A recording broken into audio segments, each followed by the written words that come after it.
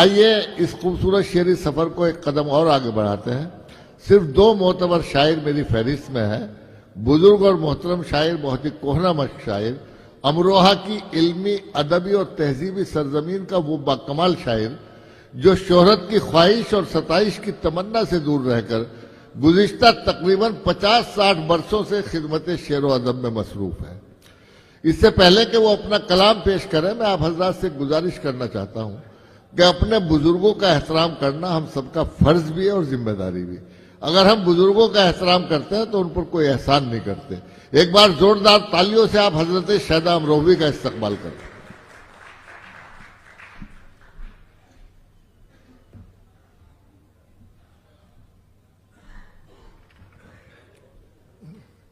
سب سے پہلے تو آپ سبھی حضرات کو جشن جمہوریہ کی بہت بہت مبارکباد، اور اردو اکیڈمی دہلی کو کا میں تہ دل سے شکریہ ادا کرتا ہوں. بہت تھوڑا پڑھوں گا کیونکہ وقت اور بار بار ناظم صاحب کا تقاضا ہے. ملاحظہ کیجئے. سلمان بھائی، قیصر بھائی، ایک 5 منٹ کے لیے بس. عرض کیا ہے سر صاحب، اجازت ہے کہ دل کی اگر پسند آئے جی پسند آئے گا، پڑھیے. دل کی ہر میں میسج ملے گا، یاد کر کے جائیے، ساتھ لے کے جائیے. دل کی کدورتوں کو بھی دھوتے ضرور ہیں. واہ. دل کی کدورتوں کو بھی دھوتے ضرور ہیں، وہ دوسروں کے غم میں بھی روتے ضرور ہیں. اور یہ اور بات ہے کبھی تم کو ملے نہ ہو لیکن شریف آدمی ہوتے ضرور ہیں. بات ہے. واہ واہ واہ واہ واہ واہ، کیا کہنا ہے، کیا تیور ہے. زندہ باد محترم. یہ اور بات ہے کبھی تم کو ملے نہ ہو لیکن شریف آدمی ہوتے ضرور ہیں. اور یہاں سارے شریف ہے، آپ دیکھ لو. اور اچھا، نمبر 1 تو آپ ہی ہیں. صدارت شریف ہے تو ہاں سبھی شریف ہے. ہاں سنیے غیاث بھائی، سنیے قطع ایک اور پیش کر رہا ہوں. بہت تھوڑا پڑھوں گا میں. عرض کیا ہے کہ میں، دیکھیے آپ نے دیکھے ہوں گے مختلف امیر، مختلف داغ، بدنما داغ، کالا داغ، سیاہ داغ، ایسے داغ. ایک داغ میں نے پیش کیا ہے. عرض کیا ہے، میں اپنے رنگ میں ہر وقت مست رہتا تھا. کیا کہہ رہے ہیں. میں اپنے رنگ میں ہر وقت مست رہتا تھا، خیال آیا ہی نہیں تھا کبھی اچھائی کا. اور نام اس نے بھی شریفوں میں لکھ دیا شہدا، آج دامن پہ لگا داغ پارسائی کا. واہ واہ واہ، کیا بات ہے. زندہ باد. آج دامن پہ لگا داغ پارسائی کا. اور اب جو قطع پیش کرنے جا رہا ہوں میں یہ نیا مضمون ہے، اور اس کے بعد آئیں گے، اگر اس مضمون پہ قطعی شعر آئیں گے تو یہ خاکسار کی خدمت ہے. پہلے میں پیش کر رہا ہوں، ملاحظہ کیجئے.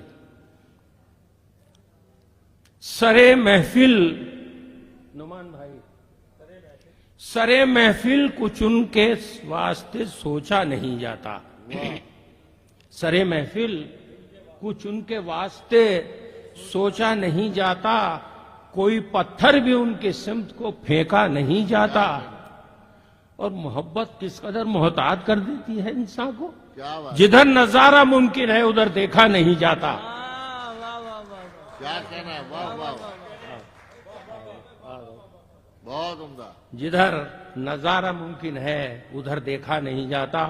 اور ایک قطعہ سماعت کر لیجئے، پھر ٹائم ہو جاتا ہے. حالات ان دنوں ہیں کچھ اپنے کمال کے. کیا بات ہے. حالات ان دنوں ہیں کچھ اپنے کمال کے، افسانے بن رہے ہیں میرے ٹوٹے حال کے. واہ.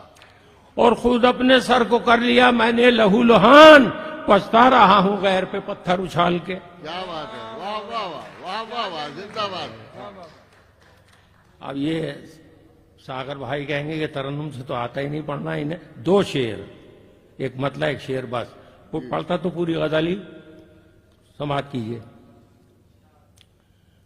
ان کا عکس آیا تھا ایک بار آنکھوں میں، ان کا عکس آیا تھا ایک بار آنکھوں میں، آج تک ہے وہ منظر بے قرار آنکھوں میں، آج تک ہے وہ منظر بے قرار آنکھوں میں۔ اور شعر دیکھیے، بلا دیجیے یہ آپ کے شاگرد کہہ رہے ہیں، کب کی بات ہے استاد؟ یہ جوانی کی بات ہے یار، آج بھی جوان ہوں، آج تک ہے بھائی، اس سے بڑھ کر وقت کیا انسان پہ ڈھائے گا ستم، ہاں جسم بوڑھا کر دیا، دل بلا کو دیکھیے، جوان رہنے دیا۔ تو تم بھی رات جاگے ہو کیا کسی بھروسے پر، آئینہ ذرا دیکھو ہے خمار آنکھوں میں، آئینہ ذرا دیکھو ہے خمار آنکھوں میں۔ اور یہ دو شعر پورے ہو گئے، مقطع سن لیجئے گا، ختم۔ کیا بات ہے، نہیں یہ ہے استادی۔ مقطع سن لیجئے۔ واسطہ، بھیا آپ کی نظر ہے ساغر بھائی، جی جی ارشاد۔ واسطہ پڑا ہے کیا بے وفا نگاہوں سے، واسطہ پڑا ہے کیا بے وفا نگاہوں سے، جھانکتے ہو جو شیدا بار بار آنکھوں میں۔